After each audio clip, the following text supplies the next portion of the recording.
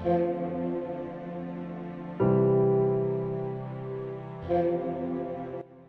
की डेट में camera face करना तो लगभग सभी को आता है, लेकिन प्रॉब्लम ये आती है कि जब हम लोग वी ब्लॉग का चैनल स्टार्ट करने जाते हैं तो हमें समझ में नहीं आता कि हम वी ब्लॉग की कैटेगरी किस तरह से चूज़ करें, कहाँ जाएं, किस तरह से रिसर्च करें, क्या क्या इक्विपमेंट लें और किस तरह से आप लोग अपने वी ब्लॉग का चैनल को सक्सेसफुल बनाएं। आज की इस वीडियो में हम लोग बात करने वाले हैं वी ब्लॉग के बारे में, जो बहुत सारा अब कैटेगराइज वाइज हो चुका है। पहले जैसी बात अब नहीं रही है वी ब्लॉग्स में। पहले होता था कि कैमरा उठाया और हमने शूटिंग स्टार्ट कर दी, अब वो स्थिति नहीं है। वी ब्लॉग्स में बहुत ज़्यादा नई कैटेगरी जो है वो देखने को मिलती हैं। तो सबसे पहले हम लोग कैटेगरी की बात करते हैं। देखिए व्लॉग्स जो होते हैं वो बेसिकली आपके इंटरेस्ट के ऊपर होते हैं। जो लोग घूमने फिरने के शौकीन होते हैं वो लोग व्लॉग्स स्टार्ट करते हैं, व्लॉग्स स्टार्ट करते हैं। लेकिन उसमें भी हर आदमी की घूमने की जो टेंडेंसी होती है या इंटरेस्ट होता है वो बहुत अलग अलग होता है। अगर आप किसी बड़े चैनल को देखकर व्लॉग्स बना रहे हैं तो आई डोंट थिंक सो कि वो सक्सेसफुल होगा। आपको जब तक आपका खुद का पैशन, क्योंकि व्लॉग्स में पैशन सबसे बड़ी चीज़ है। अगर आपके अंदर पैशन नहीं है तो मैं डायरेक्टली आपसे ये कहूँगा कि आप स्टार्ट ही नहीं करो, क्योंकि व्लॉग्स देखने में जितने सुंदर और जितने अच्छे लगते हैं उसके पीछे की मेहनत और पैसा दोनों अच्छे खासे लग जाते हैं। मैं इसलिए कहता हूँ क्योंकि मैं टॉप मोस्ट वी ब्लॉगर्स जो हैं उनको मैं जानता हूँ, जैसे कि वीज़ा टू एक्सप्लोर का आपने नाम सुना होगा। हरीश भैया से हम लोग टच में रहते हैं और हम उनसे पूछते भी रहते हैं कि भाई किस तरह से आप लोग प्लान करते हो। तो थोड़ी बहुत इनसाइडर्स में जो मेरे एक्सपीरियंस है उनके साथ, या मेरे खुद के जो भी ब्लॉग्स मैंने बनाए हैं उनके जो एक्सपीरियंस है वो मैं आपके साथ बात करूंगा। देखिए 2018, 19 और 20 में वी ब्लॉग्स के बहुत सारे चैनल्स फले फूले और बहुत अच्छे तरीके से उन्होंने वर्क भी किया, लेकिन 2021 में आते आते सारी चीज़ें चेंज हो चुकी हैं। पहली बात तो यह हो गई है कि आपको चूज़ करना पड़ेगा कि आप बनाना क्या चाहते हो। जैसे कि आप फूड ब्लॉगर बनना चाहते हो तो आपको सिर्फ फूड पे ही कंसंट्रेट करना है। बहुत सारे ऐसे यूट्यूब चैनल्स हैं, अगर आप एक दो यूट्यूब चैनल्स को देखें, उनको समझें तो आपको बहुत अंडरस्टैंडिंग होगी कि ये लोग क्या कर रहे हैं। अब उसमें भी कैटेगरी आती चली जा रही है कि वो बड़े होटल्स को ले रहे हैं या छोटे ठेले वाले को ले रहे हैं। दिल्ली के कई सारे ब्लॉगर्स को मैं जानता हूँ जो सिर्फ स्ट्रीट फूड पे कंसंट्रेट करते हैं, तो वहाँ पर अच्छा रेवेन्यू मिलता है, क्योंकि जो स्ट्रीट वेंडर्स होते हैं वो लोग ज़्यादा शान पट्टी नहीं करते, वो स्ट्रेट फॉरवर्ड अपनी वीडियोस को बनवा लेते हैं। लेकिन जो बड़े बड़े होटल्स होते हैं वो पहले आपकी स्टैंडिंग देखते हैं कि आपका चैनल की स्टैंडिंग क्या है। अगर आपके चैनल पे व्यूज़ नहीं है, सब्सक्राइबर्स नहीं है, तो वो बिल्कुल भी रेडी नहीं होते आप लोगों से अपना वीडियो बनवाने को, क्योंकि उनकी इमेज वहाँ पर दांव में लगी होती है। क्योंकि जब वो अपनी वीडियोज़ को अपलोड कराते हैं आपके चैनल पर, वो व्यूज़ नहीं आते, तो कहीं ना कहीं उनकी जो मतलब रेपुटेशन है वो वहाँ पर प्रॉब्लमेटिक होती है। स्ट्रीट फूड्स में ऐसा कुछ नहीं होता।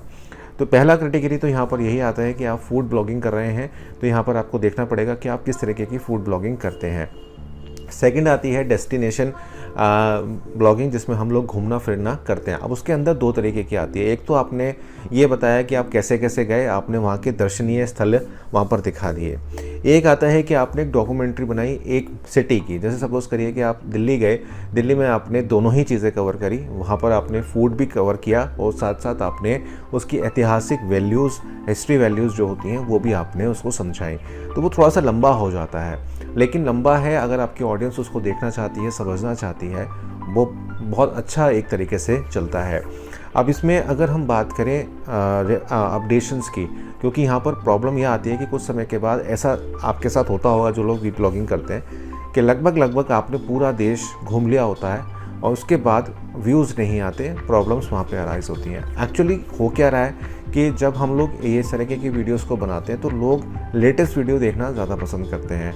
अगर आपकी कोई वीडियो शिमला की 4 साल पहले चली थी, 4 साल पहले वो वीडियो चली थी, लेकिन वो वीडियोस में एकदम से व्यूज़ उसके गिर गए हैं, तो आपको कुछ नया वहाँ पे करना पड़ेगा। तो इसका मतलब ये है कि आपको कांस्टेंट वर्किंग करनी पड़ती है। अब कांस्टेंट वर्किंग ये है कि आपको 4 साल पहले अगर आप शिमला गए थे तो आपको एक ट्रिप शिमला का दोबारा लगाना पड़ेगा और वहाँ पर आपको ये खोज करना पड़ेगा कि कुछ 4 साल में यहाँ पर क्या नया हुआ। That is we call research work, जो कि व्लॉग्स में बहुत ज़्यादा इंपॉर्टेंट है।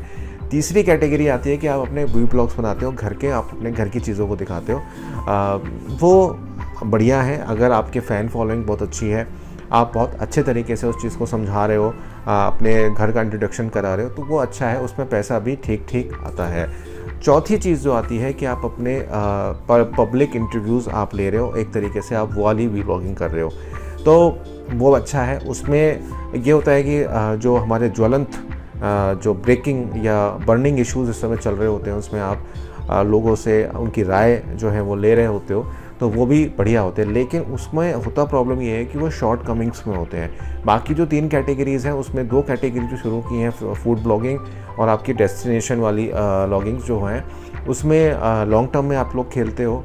लेकिन जो 2 कैटेगरीज़ हैं, जो एक तो आपकी फैमिली वाली और आपकी ये न्यूज़ वाली, इसमें ज़्यादा टाइम के लिए वीडियोज़ नहीं जाते।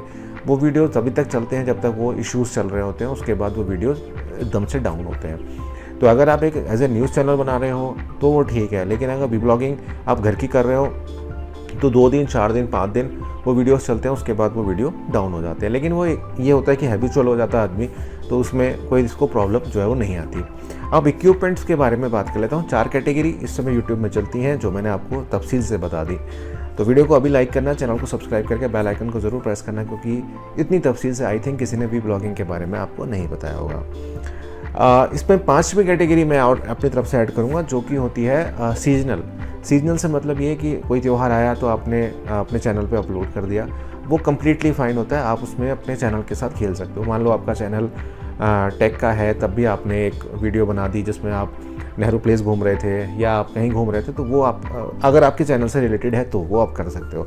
अब आती है बात इक्विपमेंट की। देखो, अगर आपकी पहली ब्लॉगिंग के बारे में बात करूं, फूड ब्लॉगिंग के बारे में या डेस्टिनेशन ब्लॉगिंग के बारे में, अगर आप बिल्कुल कंप्लीट बिगिनर हो तो मैं आपको सिर्फ सजेस्ट करूँगा कि आप एक अच्छा सा एक ट्राईपॉड ले लो जो स्मूथ हो।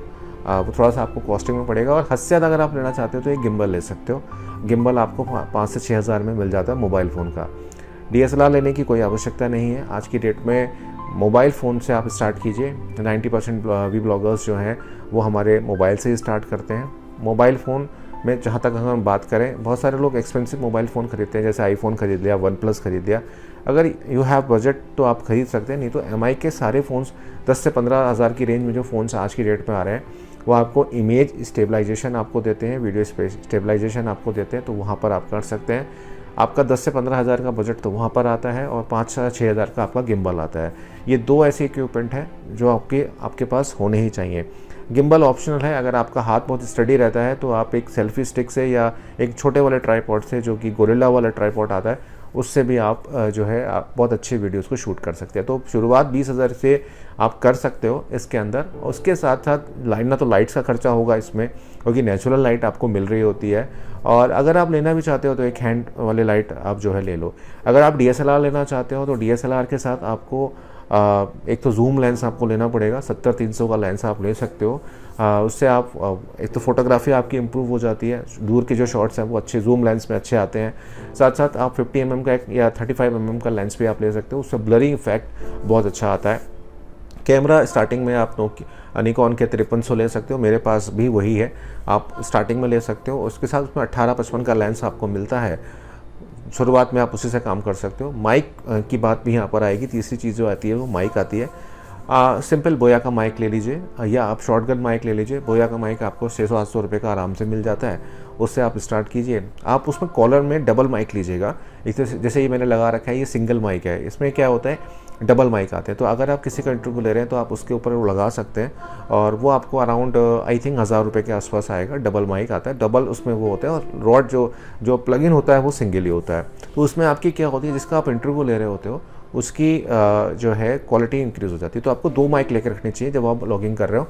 एक तो आपको डबल माइक इंटरव्यू लेने के लिए, दूसरा आपके पास सिंगल माइक जो कि मैंने लगा रखा है, या आप शॉटगन माइक ले सकते हो। तो अराउंड कॉस्टिंग हो गई 2000 रुपये की। तो टोटल कॉस्टिंग अगर आप ब्लॉगिंग अगर मोबाइल से कर रहे हो तो आपकी 20 से 22 हज़ार रुपये आती है। मोबाइल फ़ोन सभी के पास होते हैं, तो एटलीस्ट आपको 5-7 हज़ार रुपये ऊपर से डालने पड़ेंगे। गिम्बल नहीं खरीदते हो तो गोरिल्ला वाला जो आता है वो ले सकते हो, नहीं है तो फिर हाथ से ही करनी पड़ेगी, वो तो एक ऑप्शन है। लेकिन माइक तो आपको अच्छे लेने ही पड़ेंगे, क्योंकि लॉगिंग्स में जो बेहतर अंडरस्टैंडिंग जब तक आप नहीं दोगे अपने ऑडियंस को, तब तक लोग जो हैं वो उसको नहीं देखेंगे। तो ये आई सिचुएशन उसमें। सेम चीज़ अगर आप बोया का माइक लेते हो तो वो आपके DSLRs में भी चल जाते हैं। वैसे तो कोई आता ही नहीं है, कितने भी खरीदते रहो, क्या को प्रॉब्लम करते रहो। लेकिन अब आती है बात एडिटिंग की। एडिटिंग किस में करें? देखो, बिगिनिंग लेवल पे हो, मोबाइल से शूट कर रहे हो तो काइन मास्टर बेस्ट है। आप काइन मास्टर बहुत अच्छे तरीके से काम जो है उसका कर सकते हो। बहुत अच्छी तरीके से उसमें एडिटिंग होती है, कलर ग्रेडिंग भी उसमें अच्छी हो जाती है। नहीं तो आप फिल्मोरा डाउनलोड कर लो, फिल्मोरा का पेड, दोनों के पेड वर्जन ले लो, बहुत अच्छा है। लेकिन अगर आप पेड वर्जन भी नहीं लेना चाहते हो तो आपके पास ऑप्शन आता है वीटा का। मैं सारी अपनी मोबाइल से जितनी भी एडिटिंग करता हूँ वो वीटा में करता हूँ। वीटा में आपको 1080 फुल HD मिलता है, 4K उसमें नहीं मिलता है, 1080 आपको उसमें मिल जाता है। आप बहुत आसानी के साथ उसमें जो है वो वर्क कर सकते हो। तो अगर आप वीटा में वर्क करते हो, कम्प्लीटली फ्री है, कोई प्रॉब्लम नहीं आती।